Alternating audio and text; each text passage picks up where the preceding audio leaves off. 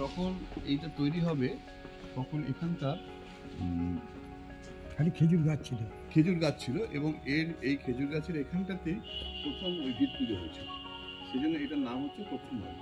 এটা প্রত্যেক বছর 10ই মার্চ, এখন এটা নষ্ট হয়ে গেছে, আবার 10ই মার্চ এটাকে আবার ঠিক করা হবে।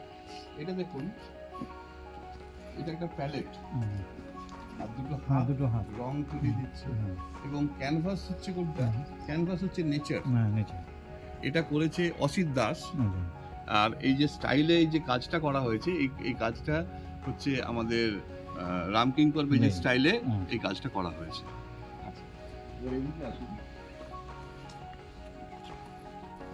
পাখি নিরের হ্যাঁ, এই স্টেজটার একটা বিশেষত্ব আছে। এটা ক্ষীরোদ প্রসাদ বিদ্যা বিনোদ মুক্ত মঞ্চ।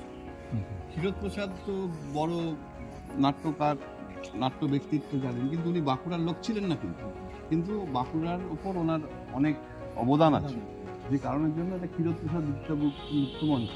এই মুক্ত মঞ্চতে অনেক বড় বড় শিল্পী এখানে গান গেয়েছেন, এবং 10ই মার্চ এবং 11ই মার্চ এখানে প্রোগ্রাম হয়। সেটা হচ্ছে প্রতিষ্ঠা দিবস বা অভিব্যক্তি। তো সেখানে বাঁকুড়ার থেকে তথা পশ্চিমবঙ্গের বিভিন্ন জায়গা থেকে প্রচুর মানুষজন আছে এখানে দুপুরে খিচুড়ি খাওয়ানো হয়। ওইটা একটা, ওই ঘরটার নাম হচ্ছে পাখির নীড়ের মতো। এইটা একটা গেস্ট হাউস। আচ্ছা, এইটা হচ্ছে রামকিঙ্কর ভবন।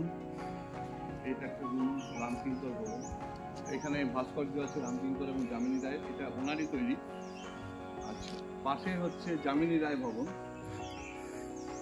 এই যামিনী রায় ভবনে এটা এখন খুব, মানে আমরা সামনেটাকে ঠিক করে রেখেছি, কিন্তু খুব রয়েছে, এবং বিভিন্ন শিল্পীদের কাজ এখানে রয়েছে। ওইটা বেসিক্যালি এখন অফিস রয়েছে।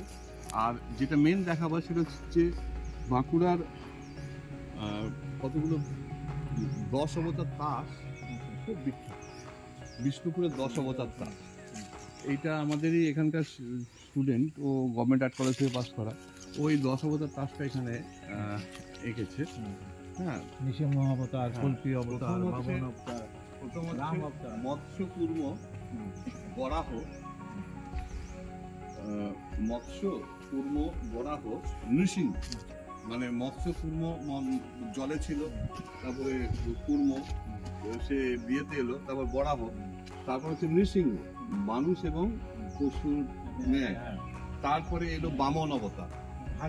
হ্যাঁ, তারপরে এলো বামন অবতার, তারপরে এলো আপনার পরশুরাম, তারপরে রাম, বলরাম। তারপরে একটা মজার ব্যাপার হচ্ছে এখানে কিন্তু বুদ্ধ হচ্ছে নবম অবতার, এবং 10ম অবতার হচ্ছে কল্কি, যিনি এখন আসেননি। তো এই কনসেপ্টে তাসগুলো এরকম গোল গোল তাস হয়।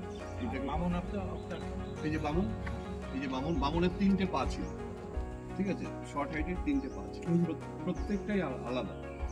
তো এইটা হচ্ছে আমাদের ওই 10 অবতারের কনসেপ্টটা।